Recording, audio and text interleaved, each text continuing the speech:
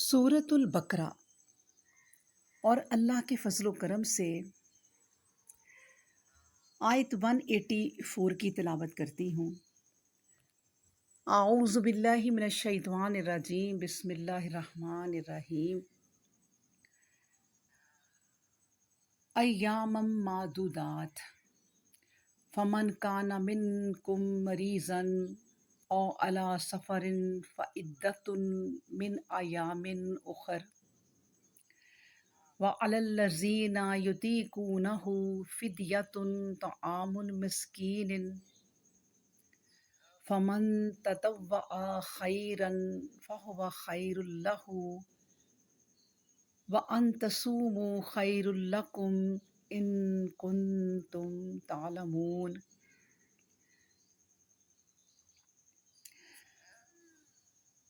अय्यामन दिन है, मादूदात गिने चुने, फमन तो जो कोई काना हो, मिनकुम तुम में से, मरीज़न मरीज़, औ अला सफ़रिन या सफ़र पर हो, फ़इद्दतुन तो गिनती पूरी करना है, मिन अयामिन दिनों से, उखरा दूसरे, व अलल्लज़ीना और उन पर और उन लोगों पर जो युतीकूनहु ताकत रखते हों इसकी, फ़िदियतुन फ़िदिया है, तआमु मस्कीन खाना एक मस्कीन का, फमन फिर जो कोई, ततव्वअ खुशी से करे, खैरन कोई नेकी, फ़हुवा तो वो, खैरुन बेहतर है, लहू उसके लिए, व अन तसूमू और ये कि तुम रोज़ा रखो, खैरुन बेहतर है, लकुम तुम्हारे लिए, इन कुन्तुम अगर हो तुम, तालमून तुम इल्म रखते। तो अल्लाह सुब्हानहू व तआला इस आयत में फरमाते हैं ये रोज़े चंद गिने हुए दिन हैं। फिर जो कोई तुम में से बीमार हो या कोई सफ़र या किसी को कोई सफ़र दरपेश हो तो उसके लिए इजाज़त है कि वो दूसरे दिनों में रोज़ा रख कर गिनती पूरी कर ले। और जो लोग ऐसे हों कि उनके लिए रोज़ा रखना नाकाबिले बर्दाश्त हो तो उनके लिए रोज़े के बदले एक मस्कीन को खाना खिला देना है। फिर अगर कोई अपनी खुशी से ज़्यादा करे तो वो इसके लिए मज़ीद अजर का मूजब होगा। लेकिन अगर तुम समझ बूझ रखते हो तो समझ लो कि रोज़ा रखना तुम्हारे लिए बेहतर है।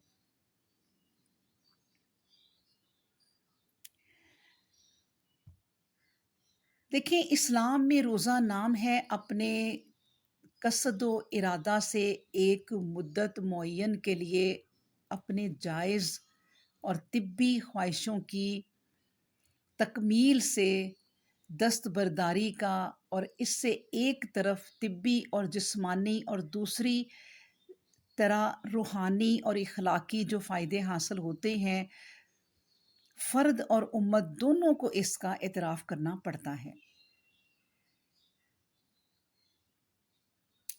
फ़र्ज़ रोज़ों की एक मुतय्यन तादाद है, एक मुकर्रर तादाद है, जैसा कि डिसिप्लिन यानी तंज़ीम या बाकायदगी का इक़्तिज़ा है। ये नहीं जब जिसका जी चाहे जितने दिनों के लिए रोज़े रख सके रख ले। वहदत उम्मत के लिहाज से लाज़मी था कि एक मुतय्यन ज़माना, मुतय्यन हदूद के साथ सारी उम्मत के लिए मुकर्रर हो। ठीक है। ज़मनन ये पहलू भी निकल आया कि इन फ़र्ज़ी रोज़ों की तादाद कुछ बहुत बड़ी नहीं।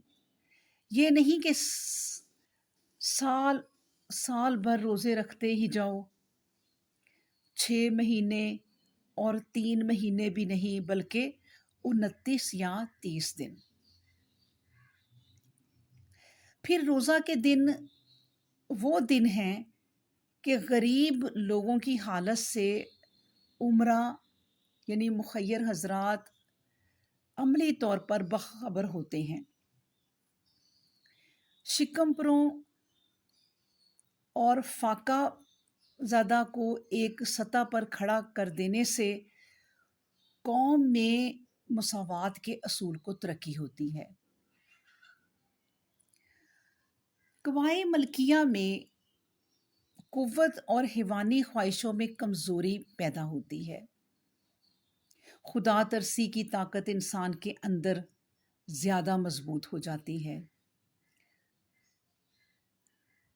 دیکھیں، گرمی کا موسم ہے، سخت پیاس لگ رہی ہے، تنہا مکان میں ٹھنڈا پانی رکھا ہے مگر نہیں پینا۔ روزہ دار کو سخت بھوک لگی ہوئی ہے، بھوک کی وجہ سے جسم میں بہت ویکنیس ہے، کمزوری ہے، کھانا موجود ہے، دیکھنے والا کوئی نہیں مگر نہیں کھانا۔ محبت پسند بیوی بھی ہے، محبت کے جذبات دونوں میں موجود ہیں، لیکن وہ اس سے احتراز کرتے ہیں، اس لیے کہ اللہ کے حکم کی عزت و حرمت ان کے دل میں گھر کر گئی ہے۔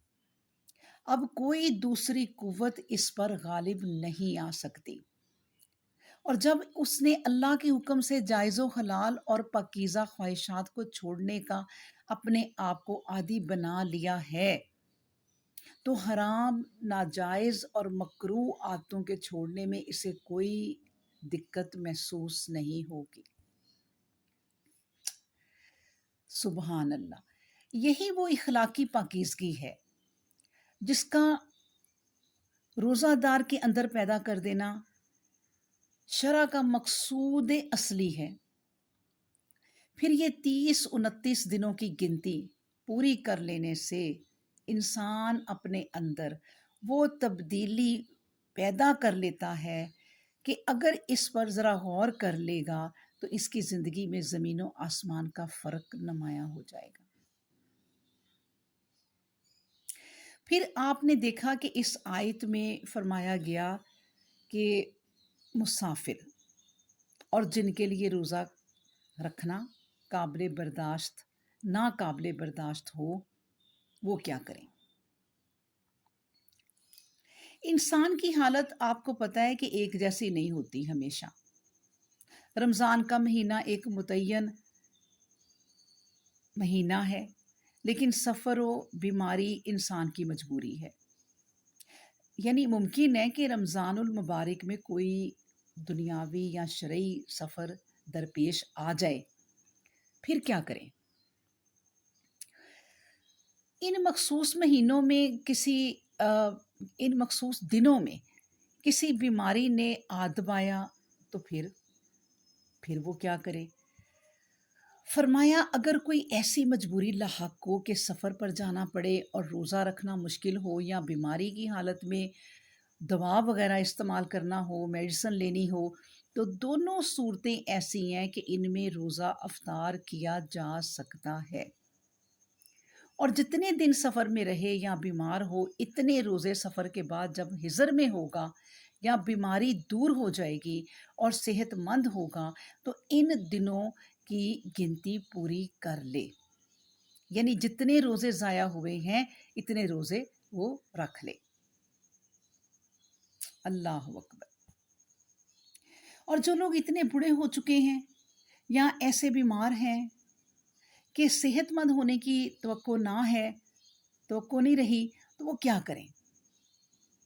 فرمایا وہ روزہ کے بدلے میں ایک مسکین کو کھانا کھلا دیا کریں، ہر روزہ کے بدلے۔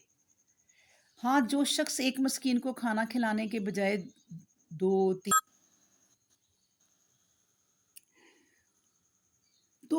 دو یا تین چار کو کھلا سکے تو یہ اس کی مرضی پر منحصر ہے، اور نیکی کا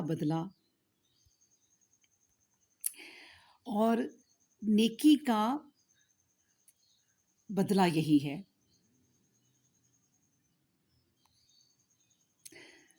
اور نیکی کا کام جتنا بھی کیا جا سکے وہ کر ہی لینا چاہیے۔ اور ویسے بھی ہاتھ کا دیا کبھی ضائع نہیں ہوتا جب تک دینے والا خود اس کو ضائع نہ کر دے۔ تاہم اگر کچھ بھی برداشت ہے تو روزہ رکھ لینا چاہیے۔ یہ آخر میں اللہ تبارک و تعالیٰ نے اس بات پر زور دے دیا، یعنی وَأَن تَصُومُوا خَيْرٌ لَكُمْ إِن كُنتُمْ تَعْلَمُونَ، یعنی اگر تم سمجھ بوجھ رکھتے ہو تو سمجھ لو کہ روزہ رکھنا تمہارے لیے بہتر ہے۔ اللہ اکبر۔ تو اس لیے خصوصاً انجام اس کا بخیر ہوگا، لیکن اس آیت کی وسعت نے ساری دشواریاں اور تنگیوں کو یک قلم دور کر دیا، اور مسافروں، بیماروں، دودھ پلانے والیوں اور حاملہ عورتوں کے لیے سہولت پیدا کر دی، اور جدید دور میں جو نئی نئی بیماریاں اور صورتیں پیدا ہو رہی ہیں سب کا ازالہ کر دیا۔ اس آیت کی وسعت کو مٹانے کے لیے جو راہیں اختیار کی گئیں وہ سب کی سب اختراعی اور مصنوعی ہیں۔ روزہ کا حکم جاری کرتے ہی اختصار کے ساتھ ساری چیزوں کا مختصراً اشارہ کر دیا گیا اور پھر ان کی تفصیل کرنا شروع کر دی۔ اللہ اکبر۔ تو اللہ تبارک و تعالیٰ سے دعا کیا کریں کہ اللہ تعالیٰ ہمیں ہر آیت کو اچھے طریقے سے سمجھنے کی، اس پر غور و فکر کرنے کی توفیق عطا فرما دے۔ آمین۔